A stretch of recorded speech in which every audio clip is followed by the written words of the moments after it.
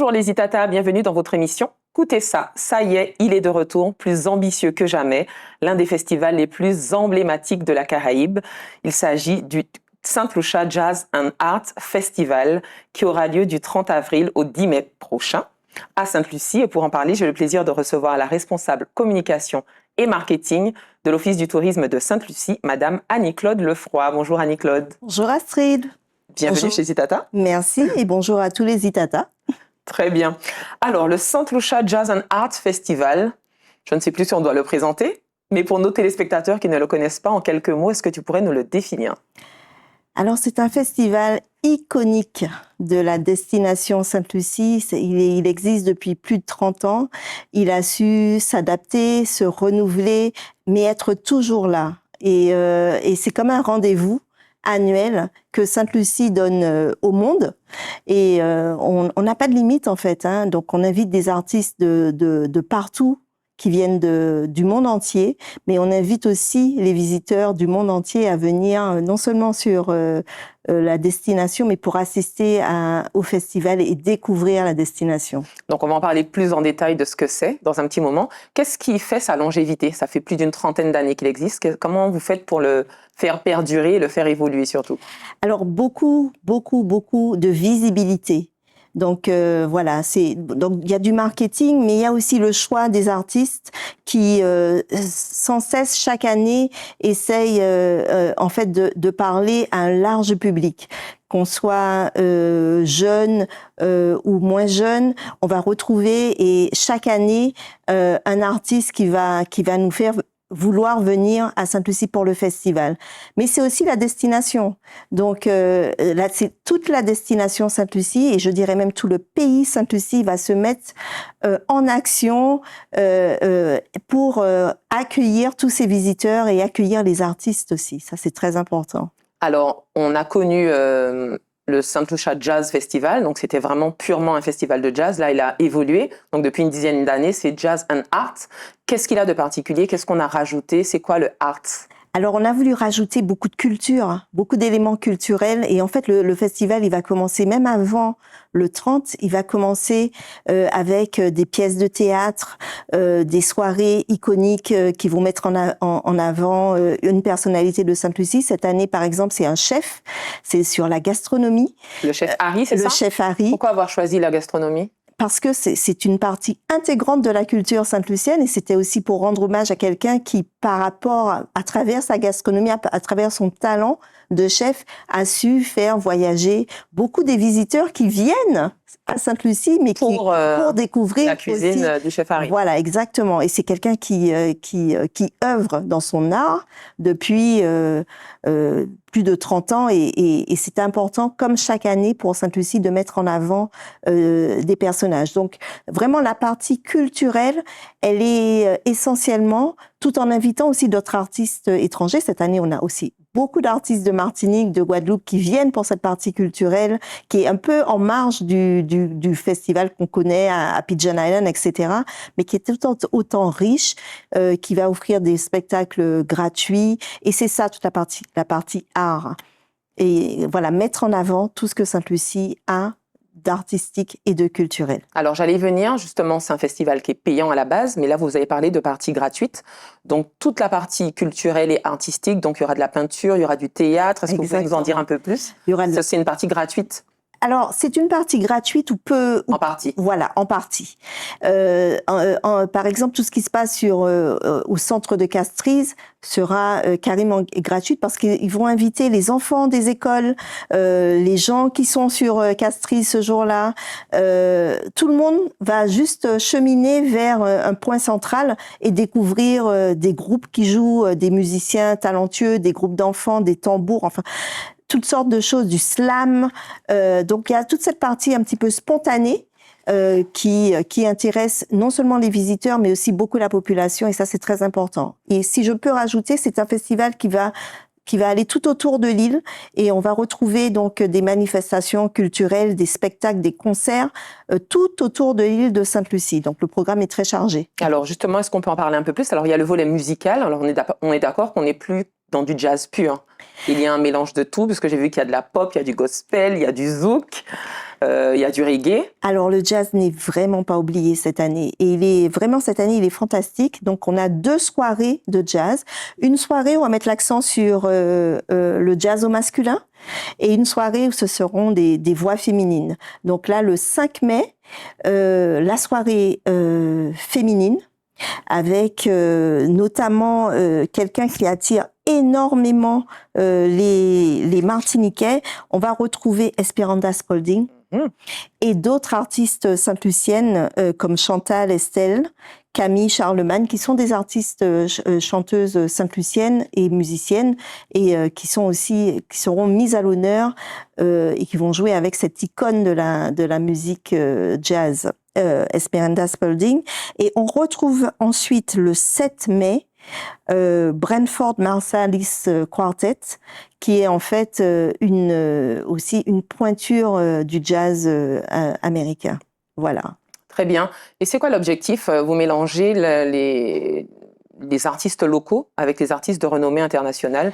C'est quoi l'objectif? C'est de faire rayonner la culture ou de les aider à s'élever, à se dire on peut devenir aussi ça? Exactement, c'est révéler les talents, leur donner une scène internationale qui se située chez eux et révéler des talents extraordinaires parce que Sainte-Lucie compte énormément de musiciens talentueux et c'est aussi les intégrer et leur donner cette visibilité. Oui, et puis c'est aussi une propulsion, le fait de se mélanger avec les artistes. Est-ce qu'ils ont l'occasion de se rencontrer? Ah oui. Ou c'est juste un passage, on se croise dans les loges, on fait son show et où il y a quelque chose qui est organisé autour d'une rencontre? On se croise et on peut se parler. Vraiment, je vous assure que les artistes internationaux donnent ce temps en fait de rencontre, même s'il est court, même s'il est plus long, donne ce temps de rencontre avec les autres artistes, avec les médias aussi présents.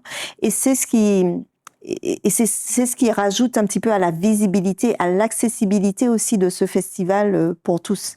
Alors, au-delà du jazz, on a quand même des artistes de renommée mondiale. Donc, on a Asa Bonton, Capleton.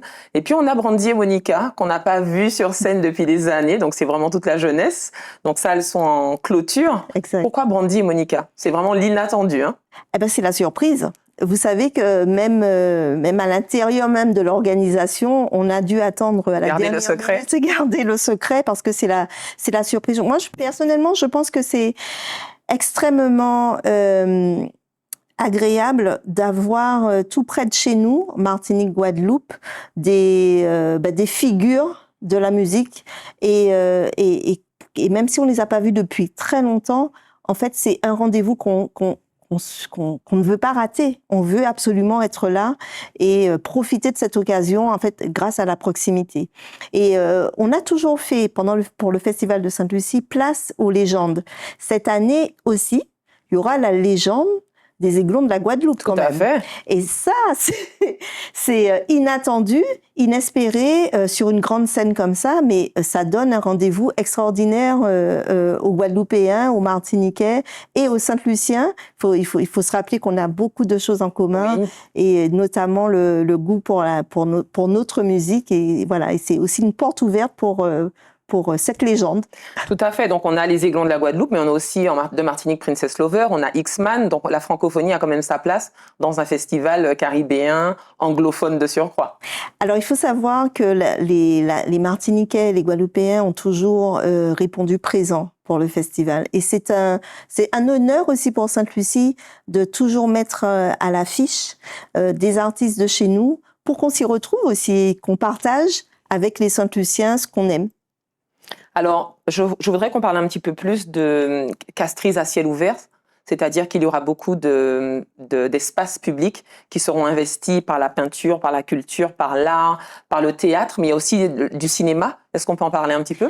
Oui, il y a du cinéma, il y a aussi de la comédie musicale. Oui. En fait, le programme est très chargé. Il est vraiment très chargé. Et donc, Castries à ciel ouvert peut s'adresser, on pourrait penser essentiellement aux Saint-Luciens, mais c'est aussi à tous les gens qui passent par la ville, Et c'est une ville qui bouge, c'est une ville qui est toujours très rythmée.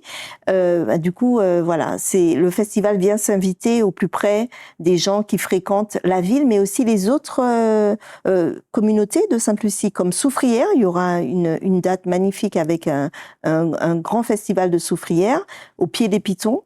Il y aura aussi Vieux-Fort.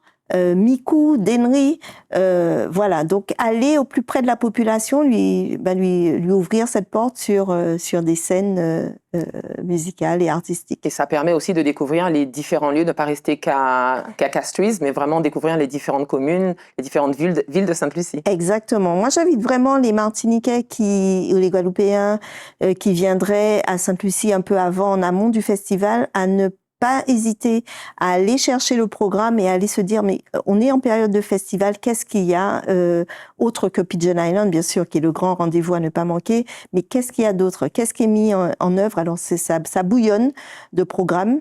La programmation est très riche, mais il faut vraiment ne pas hésiter à aller à Soufrière, à aller à Dennery, où, alors, on n'a pas de problème de transport à Sainte-Lucie. Les taxis sont là pour vous acheminer. Ils sont dédiés au festival. Ils sont dédiés toute la population est dédiée au festival. C'est ce que je comprends. Vraiment. Alors, il y a une petite vitrine qui m'intéresse beaucoup qui s'appelle Titac Sainte-Lucie. Donc, l'objectif, c'était de mettre en avant finalement la culture locale, les traditions artisanales. Est-ce qu'on peut échanger dessus? Alors, Titac Sainte-Lucie se passe dans le quartier de Ronnebé. Donc là où, près du mall, du centre commercial. Je sais que beaucoup de personnes connaissent ce quartier. Ils investissent la rue. La rue est complètement fermée et tous les artisans de Sainte-Lucie qui ont répondu présent à l'invitation des organisateurs sont là pour montrer ce que Sainte-Lucie fait de mieux et pour aller encore une fois au plus près de la population et des visiteurs qui sont en nombre quand même dans le nord de Sainte-Lucie. Donc finalement, à qui s'adresse ce festival ?